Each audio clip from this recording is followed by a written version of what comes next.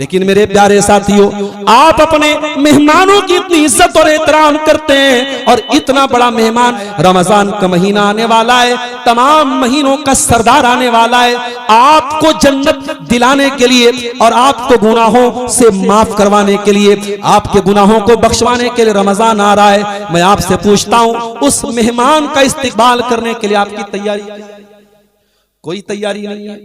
Facebook धाए धाए चल रहा है, इंस्टाग्राम की रील तो धड़ाधड़ देखी जा रही है। अल्लाह के वास्ते रमजान के पहले सोशल मीडिया का इस्तेमाल कम से कम कर दो, और कोशिश करो कि रमजान में ज्यादा टाइम कुरान को दो।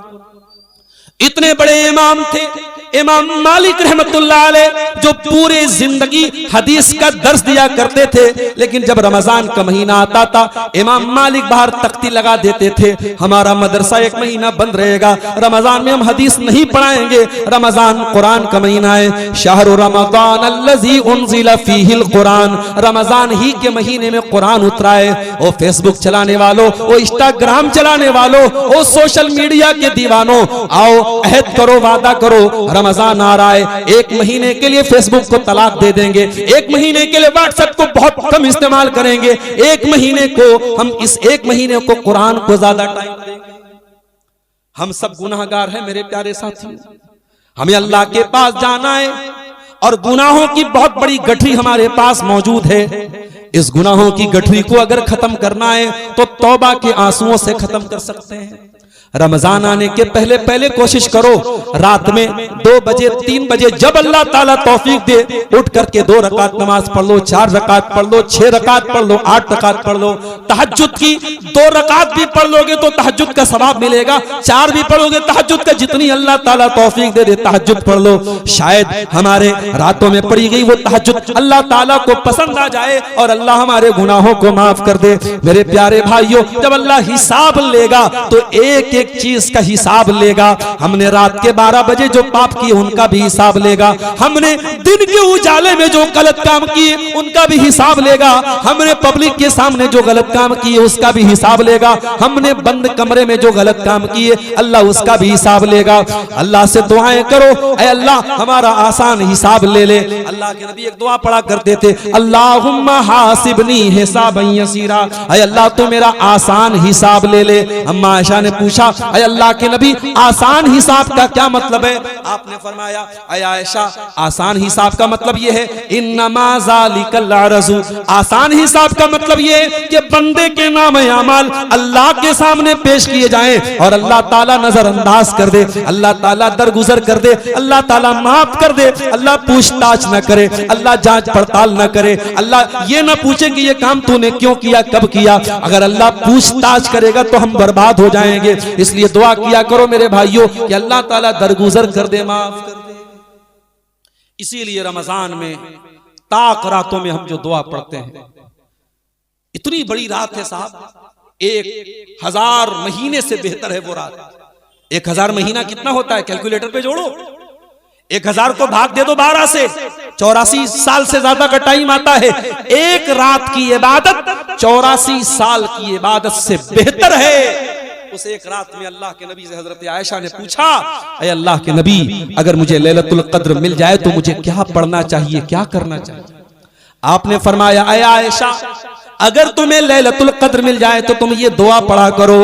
और मैं एहसान मानता हूं अपने नबी का, मेरे नबी बहुत लंबे लंबे दुआएं पढ़ा करते थे, मगर रमजान की ताक रातों में पढ़ने के लिए आपने जो दुआ सिखाई है वो आपके सीमांचल का और आपके कटिहार और पूर्णिया का एक कम पढ़ा लिखा आदमी, एक रिक्शा चलाने वाला, एक मजदूर, एक ऐसा आदमी जो बहुत पढ़ा लिखा नहीं है वो भी इस दुआ को पढ़ सकता है, बच्चा भी इस दुआ को पढ़ सकता है। बहुत छोटी सी दुआ है, अल्लाहुम्मा इन्नका अफ़्वुन तुहिब्बुल अफ़्व फ़अफ़ु अन्नी, ऐ अल्लाह तू माफ करने वाला है और माफी को पसंद करता है, ऐ अल्लाह तू मुझको माफ फरमा दे, ऐ अल्लाह तू मुझको दरगुजर फरमा दे। जरा गौर करो मेरे प्यारे साथियों, जो रात 84 साल से बेहतर है, उस रात में हमने अल्लाह से रोजी रोटी न मांगी, उस रात में हमने अल्लाह से जमीन जायदाद न मांगी, उस रात में अल्लाह से बीवी बच्चों की सेहत न मांगी, उस रात में हमने मांगा तो क्या मांगा, अल्लाहुम्मा इन्नका अफ़्वुन तुहिब्बुल अफ़्व फ़अफ़ु अन्नी, ऐ अल्लाह तू माफ करने वाला है, तू माफी को पसंद करता है, ऐ अल्लाह मुझको भी माफ फरमा दे। उस मेहमान का इस्तकबाल करने के लिए तैयार हो जाओ मेरे साथ। और कोशिश करो चरखी वालों कि रमजान में डेली तरावी की नमाज जरूर पढ़ो। ये जो तरीका कुछ जगहों पर है कि 4 दिन तरावी पढ़ते हैं बाकी 26 दिन गायब, ये गलत तरीका है। आप कुरान खत्म करें चाहे ना करें वो जरूरी नहीं है, मगर आप कोशिश कीजिए। और मैंने साउथ इंडिया में, मैं हर साल रमजान में साउथ इंडिया में जाता हूं, वहां पे मैंने ये चीज देखी है कि वहां इस बात पे ज्यादा प्रेशर ही नहीं है कि कुरान खत्म होना चाहिए।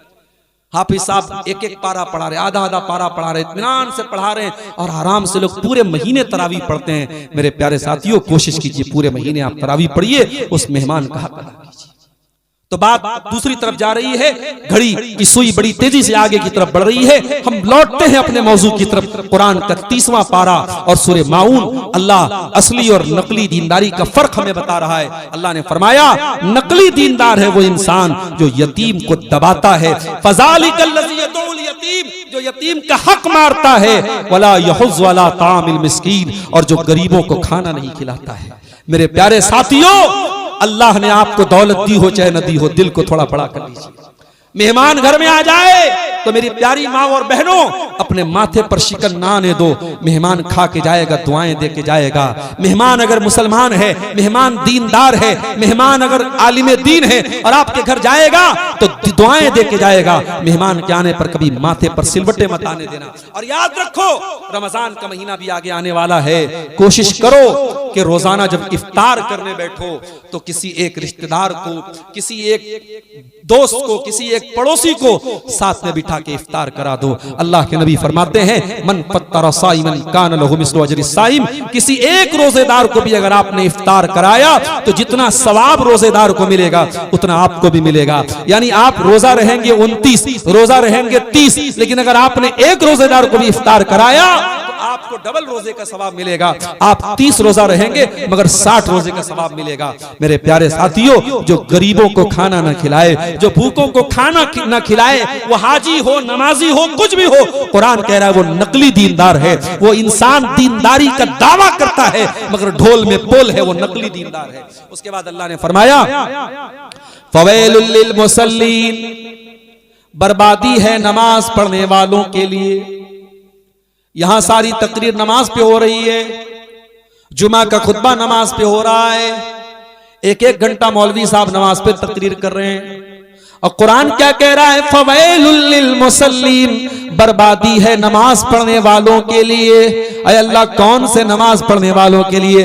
फरमाया, अल्लज़ीना हुम अन सलातिहिम साहून, जो नमाज तो पढ़ते हैं मगर नमाज का उनके कैरेक्टर पर कोई असर नहीं पड़ता है। जो नमाज भी पढ़ते हैं और बहन का हक भी मारते हैं, जो नमाज भी पढ़ते हैं और भाई की जमीन भी हड़प कर जाते हैं, जो नमाज भी पढ़ते हैं और नशा भी करते हैं, जो नमाज भी पढ़ते हैं और झूठ भी बोलते हैं, जो नमाज भी पढ़ते हैं और गीबत भी करते हैं। ओ लोगों, अगर नमाज आपको बुराइयों से न रोके, नमाज आपके कैरेक्टर को न बदले, नमाज आपके किरदार को न बदले, इसका मतलब कि आपकी नमाज ऊपर नहीं जा रही है। मैं जो सर पर सजदा हुआ कभी तो जमीन से आने लगी सदा, तेरा दिल तो है सनम आशना, तुझे क्या मिलेगा नमाज में। मेरे प्यारे साथियों, जब नमाज पढ़ो तो कोशिश करो कि नमाज आपके अखलाक पर भी असर डाले, आपके किरदार पर भी असर डाले। इन्ना सलात तन्हा अनिल फाहशाई वल मुनकर, ये नमाज आपको बेहयाई और बुराई से रोकने का काम करती है। तो कुरान कह रहा है बर्बादी है ऐसे नमाजियों के लिए जो नमाज से गाफिल हैं। अल्लज़ीना हुम युराऊन, जो रियाकारी करते हैं, दिखावा करते हैं, दूसरों को दिखाने के लिए नमाज पढ़ते हैं।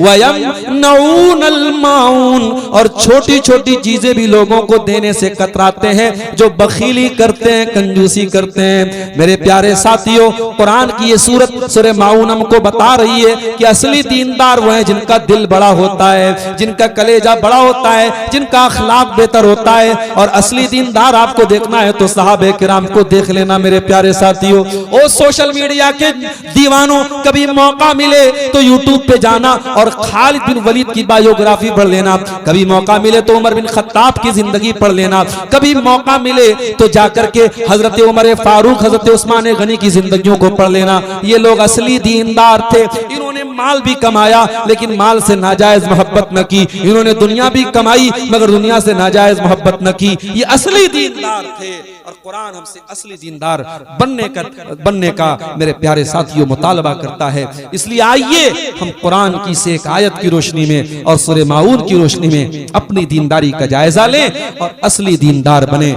ऐ अपने आप को मुसलमान कहने वालों, ऐ अपने आप को दीनदार कहने वालों, उदखुलू फिस्सिल्मि काफ़ा, तुम नकली दीनदारी का दावा न करो। तुम अगर अपने आप को ईमान वाला करार देते हो, अगर तुम अपने आप को मुस्लिम कहते हो तो आ जाओ। कुरान कहता उदखुलू फिस्सिल्मि काफ़ा, तुम इस्लाम में पूरे के पूरे दाखिल हो जाओ। ये सब फूल जो लगे मुस्तफा कमाल साहब, ये असली है कि नकली? नकली है। ये फूल मेरे सामने रखे हुए हैं, इनकी खूबसूरती को देखो। ये नकली फूल देखने में शायद ओरिजिनल असली फूल से भी ज्यादा आपको खूबसूरत लगेंगे। इनको इतना कारीगरी से बनाया गया है। इसमें गुलाब भी मौजूद है, इसमें चमेली भी मौजूद है, इसमें सूरजमुखी का फूल भी मौजूद है। फूल का रंग भी वही है, फूल का कलर भी वही है, फूल का डिजाइन भी वही है, मगर एक फर्क है। असली फूल आप जब हाथ में लेंगे, आप उसको अपनी नाक तक लेके जाएंगे, उसमें से खुशबू निकलेगी। लेकिन ये सिंथेटिक फ्लावर है, ये नकली फूल है, ये डुप्लीकेट फूल है, इसमें से आपको कोई खुशबू नहीं मिलेगी। बच्चे स्कूल जाते हैं, उनको स्कूल में एक सब्जेक्ट पढ़ाया जाता है, ड्राइंग का सब्जेक्ट। मेरी बच्चियां भी स्कूल में जाती हैं, वो भी कभी कभी कॉपी पर ड्राइंग बना के मुझको दिखाती हैं। बड़ी अच्छी अच्छी ड्राइंग बनाते हैं बच्चे। और आज तो ऐसी ऐसी ड्राइंग बनती है कि कॉपी पर बिल्कुल ओरिजिनल शेर की तस्वीर भी बना दी जाती है। लेकिन मेरे प्यारे भाइयों, कॉपी पर कागज पर बना हुआ वो शेर देखने में जितना भी असली शेर की तरह लग रहा हो, मगर वो जंगल में पाए जाने वाले ओरिजिनल शेर के जैसा नहीं हो सकता।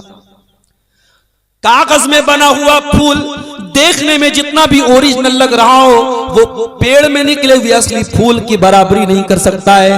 यही तो कुरान की आयत में बता रही है कि ऐ मुसलमानों, तुम असली मुसलमान बनो, तुम नकली मुसलमान न बनो। उदखुलू फिस्सिल्मि काफ़ा, ऐ ईमान का दावा करने वालों, जब तक तुम इस्लाम में पूरे के पूरे दाखिल नहीं हो जाते तुम असली। तो अर्ज ये कर रहा था मेरे प्यारे साथियों कि कुरान करीम के दूसरे पारे की आयत असली और नकली मुसलमान का फर्क बताती है। दावा कर देने से, इकरार कर लेने से अगर कोई मुसलमान हो जाता तो नबी के दौर में मुनाफिक भी बहुत बड़े बड़े दावे करते थे। इज़ा जाअकल मुनाफिकून क़ालू नशहदु इन्नका लरसूलुल्लाह, ऐ मेरे नबी, जब ये मुनाफिक लोग आपके पास आते हैं तो ये दावा करते हैं, कहते हैं कि हम गवाही देते हैं कि मोहम्मद सल्लल्लाहु अलैहि वसल्लम अल्लाह के रसूल हैं। लेकिन कुरान क्या कहता है? वल्लाहु यालमु इन्नका लरसूलुहु वल्लाहु यशहदु इन्नल मुनाफिकीन लकाज़िबून। ऐ नबी, अल्लाह ताला बहुत अच्छी तरीके से जानता है कि आप अल्लाह के रसूल हैं, लेकिन अल्लाह ताला ये भी गवाही दे रहा है कि ये मुनाफिक झूठ बोल रहे हैं। दावा तो मुनाफिक भी कर रहे थे, मगर कुरान ने गवाही दी कि उनका दावा झूठा है, उनका दावा गलत है, क्योंकि उनकी कथनी अलग थी, करनी अलग थी, उनकी गुफ्तार अलग थी, उनका किरदार अलग था। वो जबान से तो ये दावा करते थे हम ईमान वाले हैं, लेकिन उनके अमल से ये साबित होता था वो इस्लाम के दुश्मन है। यही बात कुरान के इस आयत में अल्लाह कह रहा है, उदखुलू फिस्सिल्मि काफ़ा, ऐ ईमान वालो, तुम इस्लाम में पूरे के पूरे दाखिल हो जाओ। और कान खोल करके सुन लो, वला तत्तबिऊ खुतवातिश शैतान, शैतान कभी नहीं चाहेगा कि तुम इस्लाम में पूरे के पूरे दाखिल हो जाओ। शैतान कभी नहीं चाहेगा तुम असली दीनदार बन जाओ। शैतान कभी नहीं चाहेगा तुम पूरे मुसलमान बन जाओ। शैतान तो पहले दिन से तुम्हारे बाप आदम का दुश्मन रहा है, तुम्हारी माँ हव्वा का दुश्मन रहा है। शैतान तुम्हारे बाप आदम के पास जाके कहता है, ऐ आदम, ऐ हव्वा, तुम उस पेड़ को खा लो, वो पेड़ जिसके करीब जाने से अल्लाह ने मना किया था, उस पेड़ का फल तुम खा लोगे तो अमर हो जाओगे, हमेशा हमेशा तुम रहोगे। अच्छा, शैतान ने हमारे बाप आदम और हमारी माँ हव्वा से झूठी कसम भी खाई। वक़ासमहुमा इन्नी लकुमा लमिनन नासिहीन, शैतान ने कहा आदम हव्वा, मैं कसम खा के कहता हूँ मैं तुम्हारी भलाई चाहता हूँ, मैं तुम्हारी खैर खाई चाहता हूँ। पता ये चला हमेशा कसम खाने वाले का एतबार नहीं करना चाहिए। शैतान ने आदम और हव्वा को झूठी कसम खा करके अपने जाल में फंसाया। और जब उन दोनों ने शैतान की बात में आकर उस पेड़ को चख लिया, उस पेड़ को खा लिया, कुरान क्या कहता है, फलम्मा ज़ाक़ा शजरा बदत लहुमा सौआतुहुमा, तो दोनों के बदन के कपड़े उतर गए, दोनों नंगे हो गए, नंगे हो गए दोनों। और जैसे ही दोनों नंगे हुए, कुरान कहता है फतफिका यक्सिफान अलैहिमा मिन वरक़िल जन्ना, दोनों जन्नत के पेड़ के पत्तों से अपनी शर्मगाह को ढांपने लगे, अपनी शर्मगाह को कवर करने लगे। इसका मतलब ये हुआ कि नंगा रहना ये आदम को पसंद नहीं, हव्वा को पसंद नहीं। आज अपने आप को बड़ा तरक्की याफ्ता कहने वाले और अपने आप को बड़ा मुहज्जब कहने वाले ये अमेरिका और यूरोप के गोरे, आज इनकी काले करतूत आज अमेरिका की एक फाइल से सामने आ रही है। आपने भी मीडिया में सुना होगा, अमेरिका में एक आदमी जो जेल में मर गया था, जिसका नाम जेफरी एप्स्टीन था, और जो इतना गंदा आदमी था, इतना घिनौना आदमी था, उसने अपना एक अलग आइलैंड बनाया था, अपना एक जजीरा बनाया था, और 6-6 साल की 8-8 साल की 12-12 साल की बच्चियों को किडनैप करता था और उनके साथ रेप करता था, उनको सताता था, उनको जिनसी अजियतें दिया करता था। यहां तक उसके बारे में रिपोर्ट मिलती है कि वो छोटे छोटे बच्चों को कत्ल करके उनका गोश्त खा जाया करता था, और उसके साथ दुनिया के बड़े बड़े लीडर फोटो खिंचवाया करते थे, बड़े बड़े लीडरों के साथ उसके ताल्लुकात थे।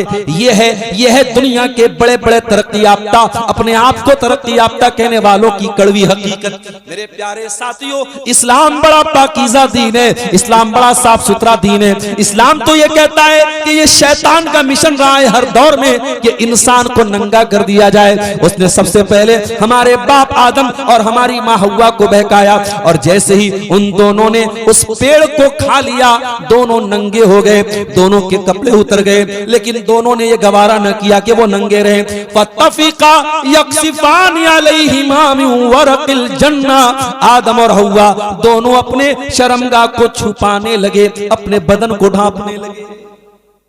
तो शैतान तो पहले दिन से हमारा दुश्मन, वो शैतान कभी हमारा दोस्त नहीं बन सकता। इसीलिए कुरान कहता है उदखुलू फिस्सिल्मि काफ़ा, ऐ ईमान वालो तुम इस्लाम में पूरे के पूरे दाखिल हो जाओ। वला तत्तबिउ खुतवात शैतान, और शैतान के नक्शे कदम पे न चलना, शैतान को फॉलो न करना, शैतान की बात न मानना। इन्नहु लकुम अदुव्वुम मुबीन, शैतान तुम्हारा खुला हुआ दुश्मन है। शैतान ने तो पहले दिन अल्लाह ताला से प्रॉमिस किया था, ये वादा किया था, तुम लआतियन्नहुम मिन बैनि ऐदीहिम व मिन खल्फिहिम व अन अयमानिहिम व अन शमाइलिहिम वला तजिदु अक्तरहुम शाकिरीन। ऐ अल्लाह, मैं तेरे बंदों को आगे से भी बहकाऊंगा, पीछे से भी बहकाऊंगा, दाहिनी तरफ से भी बहकाऊंगा, बाएं तरफ से भी बहकाऊंगा। और ऐ अल्लाह, मैं प्रॉमिस करता हूं, मैं वादा करता हूं, मैं कमिटमेंट करता हूं, वला तजिदु अक्तरहुम शाकिरीन। ऐ अल्लाह, तेरे बंदों में ज्यादातर तेरे नाशुक्र होंगे, ज्यादातर तेरे नाफरमान होंगे, ज्यादातर तेरे साथ शिर्क करने वाले और ज्यादातर तेरे दीन के खिलाफ चलने वाले होंगे। असली दीनदार बनो मेरे साथ। अभी 15 शाबान की तारीख गुजरी, भारत के अंदर करोड़ों मुसलमानों ने करोड़ों रुपए की आतिशबाजी करके, पटाखे छोड़ के अपनी कीमती दौलत को बर्बाद किया और दुनिया को एक मैसेज दिया कि शबे बारात नाम का भी कोई त्योहार होता है। अगर ये कोई त्योहार होता, मेरे नबी ने भी मनाया होता, मेरे नबी के सहाबा ने भी मनाया होता। हकीकत में मेरे प्यारे भाइयों, हिंदुस्तान की धरती पर गैर मुस्लिमों के साथ रहते रहते हमने बहुत सारी चीजों में उनके कल्चर को अपनाया है। ये शबे बारात उनकी दिवाली का एक समझ लीजिए कि मुस्लिम वर्जन है, वरना इस्लाम में शबे बारात की कोई हकीकत नहीं है। हमारे बनारस के एक साथी ने एक वीडियो भेजा, मैं शबे बारात वाले दिन बनारस में नहीं था, उन्होंने मुझको वीडियो भेजा बनारस के कब्रिस्तान का। वीडियो में साफ लग रहा था कि ये कोई कब्रिस्तान नहीं है, ये तो कोई गार्डन, कोई बागीचा लग रहा है, जहां कब्रों के ऊपर बड़े बड़े फूल की मालाओं को चढ़ाया गया है। माँ की कब्र पे हिंदी में माँ लिखा गया है, बाप की कब्र पे हिंदी में बाप लिखा गया है, फूल की मालाएं चढ़ाई गई हैं और अगरबत्तियां जलाई जा रही हैं, बड़ी बड़ी लाइटें लगाई गई हैं और पूरे कब्रिस्तान को इतना सजाया गया है जैसे लग रहा है ये कोई मैरिज हॉल है, जैसे लग रहा है ये कोई शादी का माहौल है। ओ लोगों, तुमने अपनी बिदात और खुराफात की वजह से इस्लाम का तरीका ही बदल डाला, तुमने तो कब्रिस्तान का तसव्वुर ही बदल डाला। मेरे नबी ने तो कब्रिस्तान का कब्रिस्तान जाने का हुक्म दिया था, और क्यों दिया था? आपने फरमाया ज़ूरुल क़ुबूर, ओ लोगों कब्रिस्तान जाया करो, फ़इन्नहा तुज़क्किरुकुमुल आखिरा, इसलिए कि कब्रिस्तान जाने से तुम्हें मौत की याद आएगी। ये फूल और माला चढ़ी हुई, ये खुशबुओं से बसी हुई, ये अगरबत्तियों में बसी हुई इन कब्रों को देखकर किसको मौत की याद आएगी? ओ लोगों, आज आपने अपनी बिदात और खुराफात की वजह से इस्लाम का चेहरा ही बदल डाला। पूरी पूरी रात इबादत हुई है और कहने वाले कहते हैं साहब हम इबादत कर रहे हैं, आपको क्या प्रॉब्लम है? प्रॉब्लम यह है रमजान का महीना आगे आने वाला है, रमजान का आखिरी अशरा आएगा, आप उसकी ताकरातों में मुस्लिम सोसाइटी में वो मेहनत नहीं देखेंगे, वो कोशिश नहीं देखेंगे जो शबे बारात में आपने देखी है। जबकि अल्लाह के नबी जब रमजान का आखिरी अशरा आया करता था, अम्मा आयशा फरमाती हैं जब रमजान का आखिरी अशरा आता था अल्लाह के नबी पूरी पूरी रात जागा करते थे, वह अयक़ज़ अहलहू, और अपने घर वालों को जगाया करते थे, वह शद्दा मीज़रहू, अपनी कमर कस लेते थे। आप तो रमजान की ताकरातों में जागा करते थे और आपका उम्मती 15 शाबान को जाग रहा है। आप तो रमजान के आखिरी अशरे में कमर कस लेते थे और आपका उम्मती शबे बारात के नाम से त्योहार मना रहा है। वला तत्तबिउ खुतवातिश शैतान, शैतान के पीछे मत चलो, शैतान तुम्हें बहकाना चाहता है। मेरे साथियों, ओ मेरी प्यारी माओ बहनों, आज शैतान तुम्हें भी अपना शिकार बनाता है।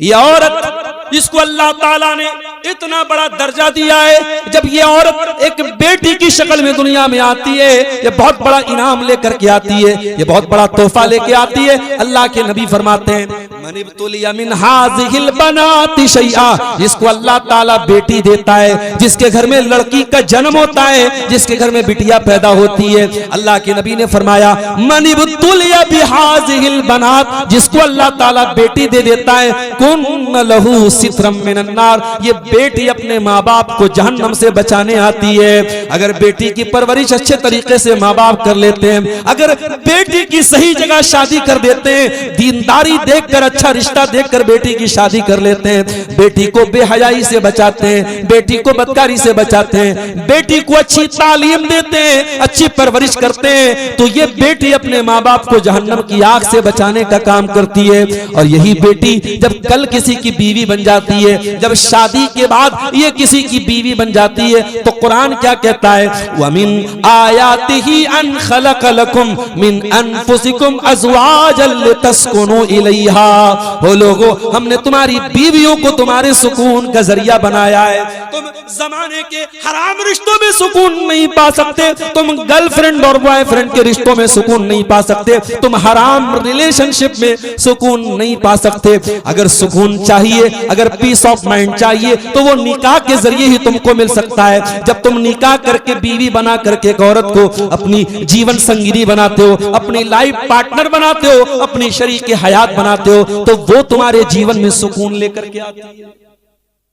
और यही औरत शादी के बाद कुछ दिनों के बाद जब मां बन जाती है, मां बनना भी एक बड़ा खूबसूरत एहसास होता है। जब ये एक बच्चे को जन्म देती है, वो एक पल के लिए भी उसको मालूम होता है कि बच्चा पैदा होने के दौरान मेरी मौत भी हो सकती है, मगर एक बार भी वो अपने बच्चे को कोसती नहीं है, एक बार भी अपने बच्चे को बुरा भला नहीं कहती है। कितनी औरतें जो उसी प्रेगनेंसी के ऑपरेशन के दौरान इंतकाल कर जाती हैं। और अल्लाह के नबी ने अगर बच्चे की पैदाइश के दौरान किसी औरत का इंतकाल हो जाए, आपने उस औरत को शहीदा का दर्जा दिया है, वो शहादत का सवाब पाएगी, आपने उसको शहादत का सवाब पाने वाला बताया है।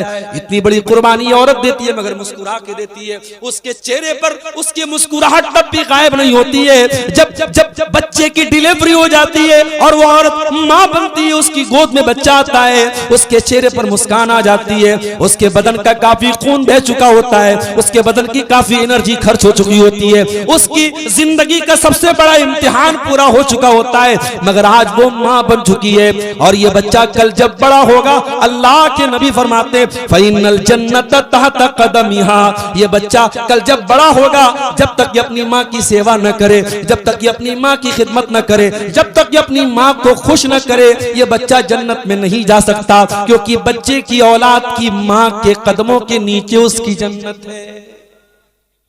ये दर्जा आपको दिया था मेरी प्यारी मां और बहनों इस्लाम ने, मगर ये दर्जा आपने खो दिया जब आपने अपने आप को बाजारी बना दिया। जब मुसलमान लड़कियां इंस्टाग्राम पर वीडियो बनाने लगी, जब मुसलमान लड़कियां फेसबुक पर अपने फोटो डालने लगी, जब मुसलमान लड़कियां ऐसे कपड़े पहनने लगी जो उनके जिस्म को बजाय ढांपने के छुपाने के जाहिर करने लगा, जब मुसलमान लड़कियां सड़क पर आवारा किस्म के लड़कों को लिफ्ट देने लगी, जब मुसलमान लड़कियां मोबाइल पर गैर महरम लड़कों से बातें करने लगी, जब मुसलमान लड़कियां हराम रिलेशनशिप में आने लगी, तो उन्होंने अपने आप को शैतान का हथियार बना लिया। अल्लाह के नबी फरमाते हैं अलमरातु औरतुन, औरत तो पर्दे में रहने की चीज है। फैजा खरजत, जब ये औरत घर के बाहर बेपर्दा होके निकलती है, इस्तशरफहा शैतान, तो शैतान उसको अपना हथियार बना लेता है। इस्लाम एक औरत को शैतान का हथियार बनने की तालीम नहीं देता है मेरी प्यारी माँ और, इसीलिए इस्लाम ये कहता है ला यख्लुवन्ना रजुलुन बिइम्रातिन इल्ला वसालिसुहुम शैतान, जब कोई मर्द और कोई औरत अगर एक दूसरे के लिए अजनबी हैं तो खबरदार दोनों तन्हाई इख्तियार न करें। एक कमरे में, एक घर में दोनों तन्हा न रहें, दोनों अकेले न रहें। जब एक मर्द और एक औरत अकेले में रहेंगे, अल्लाह के नबी फरमाते इल्ला वसालिसुहुम शैतान, तो तीसरा शैतान वहां पे जरूर होगा। चाहे वो औरत पांचों टाइम की नमाजी हो, वो मर्द अपने जमाने का सबसे नेक इंसान हो, अगर एक मर्द औरत अकेले में मिलते हैं, तन्हाई में मिलते हैं, तो इस बात को नोट कर लीजिए कि तीसरा शैतान वहां पे जरूर होता है। और इसीलिए इस्लाम ऐसा पाकीज़ा दीन है कि अल्लाह के नबी फरमाते हैं जब तुम्हारे बच्चे 7 साल के हो जाएं, उनको नमाज का हुक्म दो, और जब तुम्हारे बच्चे 10 साल के हो जाएं और नमाज न पढ़े तो तुम उनकी पिटाई करो। वफर्रिकू बैनहुम फिल मजाज, और लड़का लड़की के बिस्तर अलग कर दो। अरे अल्लाह के नबी, लड़का 10 साल का है, लड़की 10 साल की है, अभी बालिग तो नहीं है, अभी नाबालिग है, मगर अल्लाह के नबी ने फरमाया नहीं, फर्रिकू बैनहुम फिल मजाज, उनके बिस्तर अलग कर दो। ये शरीयत अल्लाह की शरीयत है मेरे प्यारे साथियों, इसका बनाने वाला अल्लाह है और अल्लाह को खूब पता है, अल्लाह को खूब मालूम है इंसान की कमजोर नस कहां है, इंसान कहां से भटक सकता है। 10 साल का बच्चा अगरचे नाबालिग है, लेकिन अगर अभी से उसको ट्रेनिंग नहीं दी गई, लड़का लड़की को अलग नहीं किया गया, तो वो वाकयात होंगे जो आज हमारे भारत की सरजमीन पर भी होने लगे हैं। अब सगे भाई और बहनों के दरमियान भी जिना के वाकयात हमको देखने को मिल रहे हैं। मेरे प्यारे साथियों, ये हालात क्यों पैदा हो रहे हैं? ये इस्लाम की तालीमात से मुंह मोड़ने का नतीजा है। आज हमें और आपको कुरान करीम की आयत की रोशनी में अपना जायजा लेना चाहिए कि हम असली दीनदार हैं या नकली दीनदार हैं। कुरान कह रहा है उदखुलू फिस्सिल्मी काफ़ा, तुम इस्लाम में पूरे के पूरे दाखिल हो जाओ। अब आ जाइए जो दूसरी सूरत करीमा मैंने पढ़ी थी, जो हमें याद भी होगी, जरा उसकी रोशनी में हम अपनी दीनदारी का जायजा लेते हैं। अराइतल्लज़ी युकज़्ज़िबु बिद्दीन, ऐ नबी क्या आपने उस इंसान को देखा जो दीनदारी का दावा करता है मगर झूठा है, जो बड़ा हाजी और नमाजी बना फिरता है लेकिन उसके घर में सूद और ब्याज का धंधा भी होता है, उसके घर में हराम की दौलत भी आती है, उसकी लड़कियां बेपर्दा भी घूमती हैं, उसके घर में शराब का नशा भी होता है, उसके घर में हराम काम भी होता है।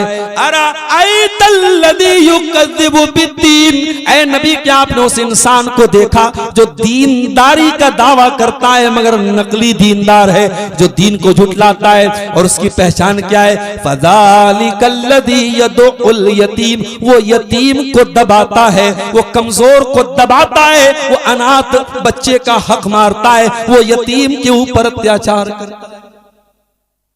जानते हो यतीम किसको कहते हैं? यतीम उस बच्चे को कहते हैं जिसका बाप मर गया। और ये जुमला नोट कर लो, अगर आदमी बालिग हो गया है, लड़का बालिग हो चुका है, लड़की बालिग हो चुकी है, तो बाप के मरने के बाद शरीयत की इस्तिलाह में वो यतीम नहीं कहलाता, यतीम नाबालिग को कहते हैं। लेकिन मेरे प्यारे साथियों, आपकी उम्र 50 साल की भी हो जाए, जिस दिन आपके बाप का इंतकाल होगा उस दिन आपको एहसास होगा कि बाप कितनी बड़ी नेमत है, बाप कितनी बड़ी दीवार है, कितनी ऐसी टेंशन है जो बाप अपने सर पे लेके घुमा करता था, कितनी समस्याएं हैं जो आपका बाप आपको भनक भी लगने नहीं देता था। बाप जिंदा है तो बाप की कदर कर लो, बाप जिस दिन मरेगा तुम्हें एहसास होगा कि कितनी बड़ी दीवार को तुमने खो दिया है। अनाथ और यतीम बच्चा वो होता है जिसके बाप का इंतकाल हो गया हो, जिस बच्चे का बाप ना हो उसको कोई भी थप्पड़ मार के चला जाता है, इसको तो कोई बचाने वाला नहीं है, इसकी तरफ से कोई लड़ने वाला नहीं, ये तो अनाथ बच्चा है, ये तो यतीम बच्चा है। देखिए, इतना मना करने के बाद भी आप हजरात ये रिकॉर्ड कर रहे हैं, तो फिर यहीं से लगा के करते, ये चोरी चुपके करने की क्या जरूरत थी? और फिर आप उस पर थंबनेल लगाएंगे, तारीख डालेंगे, चरखी में प्रोग्राम हुआ। और मैं बार बार बोल रहा हूं कि मैं मना कर रहा हूं कि भाई मेरे साथ मसाइल हैं, मगर आप लोग साइड से कर लेते हैं, क्या बोला जाए। अब हम इसी पर 5 मिनट टाइम बर्बाद करें तो वो भी मुनासिब बात नहीं। अनाथ और यतीम बच्चा समाज का वो दबा कुचला तबका होता है मेरे भाइयों, जिस बच्चे को कोई भी मार के चला जाता है, उस यतीम का कोई पुरसाने हाल नहीं होता है। उस यतीम की आवाज अगर किसी ने उठाई है तो अरब के उस यतीम ने उठाई है, जिसको हम जनाब मोहम्मद रसूलुल्लाह सल्लल्लाहु अलैहि वसल्लम कहते हैं। अल्लाह के नबी से बड़ा यतीम कौन था? आप पैदा हुए, बाप का साया नहीं पाया। आप पैदा हुए, सबसे पहले अपनी मां के बाद सबसे पहले गोद में लेने वाला आपके दादा थे। आपने जब होश संभाला, पता लगा बाप नहीं है, बाप तो हमारे पैदा होने के पहले ही जा चुके थे। 6 साल की उम्र में आपने अपनी मां को खो दिया, आप यतीम दर यतीम हो गए, मां भी नहीं, बाप भी नहीं। आपने दुनिया को मां का दर्जा बताया, दुनिया को मां के हुकूक बताए। आपका दिल भी चाहता था मेरी माँ जिंदा होती तो मैं माँ की सेवा करता, मैं माँ की खिदमत करता। माँ को तो नहीं आपने पाया। हाँ, जिन औरतों ने आपको दूध पिलाया था, जो आपकी रजाई माएँ थी, हलीमा सादिया आपकी रजाई माँ थी, सुवैब आपकी रजाई माँ थी, उम्मे ऐमन आपकी रजाई माँ थी, ये आपकी वो औरतें थी जिन्होंने आपको बचपन में दूध पिलाया था। जब कभी आपके पास आ जाती थी, आप उनको अम्मा अम्मा कह के मुखातब किया करते थे। आप कुछ और न कर पाते, अपने बदन की चादर उतार के उनके लिए बिछा दिया करते। ओ मेरी माँ हलीमा, ओ मेरी माँ सुहैबा, ओ मेरी माँ उम्मे ऐमन, मेरे पास कुछ और तो नहीं है, ये मोहम्मद रसूलुल्लाह के बदन की चादर है, आओ इस चादर पे बैठ जाओ, अपने बच्चे को कुछ खिदमत करने का मौका दे दो। इतनी मोहब्बत करते थे मेरे प्यारे साथियों अल्लाह के नबी माँ से। माँ के न होने का एहसास आपको हमेशा रहता था मेरे साथ, इसीलिए आपने यतीम का हक बताया दुनिया वालों को। आपने फरमाया अना व काफिलुल यतीम कहातैन, यतीम को पालने वाला मेरे साथ जन्नत में जाएगा, और ऐसे जाएगा जैसे ये दोनों उंगलियां एक दूसरे के साथ सटी हुई हैं। यतीम को पालने वाला मोहम्मद रसूलुल्लाह के साथ जन्नत में जाएगा। और जो यतीम का माल खा जाए, जो यतीम के नाम पर मिलने वाली दौलत हड़प कर जाए, जो यतीम की प्रॉपर्टी पर नाजायज कब्जा कर ले, जो यतीम के माल को अपने पेट में डाल ले, अल्लाह के नबी पर कुरान की आयत भी उतरती है है, इन्नल्लज़ीना याकुलूना अम्वालल यतामा ज़ुल्मन इन्नमा याकुलूना फी बुतूनिहिम नारा। जो यतीम का माल खा जाते हैं वो अपने पेट में जहन्नम की आग भरते हैं। वो अपने पेट में खाना नहीं डालते, वो रोटी चावल नहीं डालते। जो यतीम का माल खाते हैं वो अपने पेट में जहन्नम की आग भरते हैं। वसयस्लऊना सईरा, और अनकरीब वो जहन्नम की भड़कती हुई आग में डाले जाएंगे। यतीम का हक बयान किया है अल्लाह के प्यारे नबी जनाब मोहम्मद रसूलुल्लाह सल्लल्लाहु अलैहि वसल्लम ने मेरे साथ। माँ की ममता आपको कभी कभी बहुत याद आती थी। एक दिन आप सहाबे किराम को लेके मदीना से निकले। कुछ किलोमीटर दूर मदीना के बाहर एक जगह अबवा नाम की एक जगह थी जहां आपकी माँ की कब्र थी। सहाबा को लेके आप अपनी माँ की कब्र पर गए। ओ लोगों, हम शबे बारात को नहीं मानते, लेकिन हाँ अपने माँ बाप की कब्र पे कभी कभार जाना चाहिए। कोई दिन तय करने की जरूरत नहीं है, कोई वक्त तय करने की जरूरत नहीं, लेकिन कभी कभार अपनी माँ की कब्र पे जाना चाहिए, अपने बाप की कब्र पे जाना चाहिए। मगफरत की दुआ तो आप मस्जिद में बैठ के भी कर सकते हो, घर में बैठ के भी कर सकते हो, लेकिन माँ को याद करने के लिए, बाप को याद करने के लिए कभी कभी कब्रिस्तान चले जाया करो। अल्लाह के नबी अपनी माँ की कब्र पे जाते हैं। वो माँ जिसकी उंगली पकड़ के आप 6 साल की उम्र में चला करते थे, जिस माँ को आपने 6 साल की उम्र में खो दिया था, उस माँ की कब्र पे जाके उस माँ की ममता को याद करके अल्लाह के नबी रोने लगते हैं। आपकी आंखों से ज़ारो कतार आंसू बहने लगते हैं और आपको रोता हुआ देखकर सहाबे किराम भी रोने लगते हैं। और आप रोते रोते अपनी बेबसी का ऐलान करते हैं और आप कहते हैं, इस्ताज़नतु रब्बी अन अज़ूर क़ब्रहु अन अस्तग़फ़िर लि उम्मी। ओ लोगों, मैंने अपने रब से इजाजत मांगी थी, मैं अपनी माँ की मग़फ़िरत की दुआ करना चाहता हूँ, लेकिन अल्लाह ने मुझे अपनी माँ की मग़फ़िरत की दुआ करने की इजाजत नहीं दी। फिर मैंने इजाजत मांगी, ऐ अल्लाह मैं अपनी माँ की कब्र पे जाना चाहता हूँ, तो अल्लाह ने मुझे माँ की कब्र पे जाने की इजाजत दे दी। ओ लोगों, तुम भी कब्रिस्तान जाया करो, क्योंकि कब्रिस्तान जाने से मौत की याद आती है, आखिरत की याद आती है। आज तो हम इतने कठोर दिल हो चुके हैं, हमें तो कब्रिस्तान में भी मौत की याद नहीं आती। अब तो कब्रिस्तान में बैठ के नौजवान जुआ खेलता है, मोबाइल देखता है, शराब पीता है। हम तो इतने कठोर दिल हो चुके हैं मेरे साथी। अल्लाह के वास्ते मेरे भाइयों, बड़े दर्द के साथ एक बात कहता हूं, आपके घर में जब कोई मेहमान आता है, आप मेहमान की बड़ी इज्जत करते हैं। खास तौर से शेरशाबादी कौम में मैं देखता हूं, मैं भारत के बहुत सारे इलाकों में गया, मगर मेहमान नवाजी की कुछ चीजें जो आपके यहां मुझे नजर आई, कहीं और नजर नहीं आई। सबसे पहले तो वो जो आपका नाश्ता होता है, आप जितना भी खाना बना लें, लेकिन मेहमान आएगा, हमारे बनारस में बिस्किट रखेंगे, नमकीन रखेंगे, मीठा रखेंगे, चाय रखेंगे, पान खिला देंगे।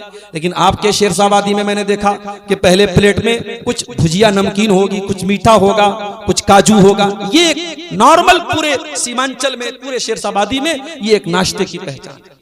उसके बाद खाना, आप यूपी चले जाएं, दिल्ली चले जाएं, मुंबई चले जाएं, खाने मेहमान अगर आया, दस्तरखान लगाया, डोंगे में सालन रख दिया गया और प्लेट में रोटियां रख दी गई, चावल रख दिया गया और मेहमान से कहा गया बिस्मिल्लाह भाई निकालिए। मेहमान अपने हाथ से निकालता। मगर आपके यहाँ मेहमान नवाजी का तरीका नहीं साहब, हम आप खुद अपने हाथ से नहीं निकालेंगे, हम आपको देंगे। मौलवी साहब चावल लेंगे, आप भात लेवें, रोटी लेवें, क्या लेंगे, आप खुद निकाल रहे हैं। ये आपकी मेहमान नवाजी का तरीका है। दुआ है रब्बुल आलमीन से, इलाही आलमीन हमें सही मानों में दीनदार बनने की तौफीक अता फरमाए।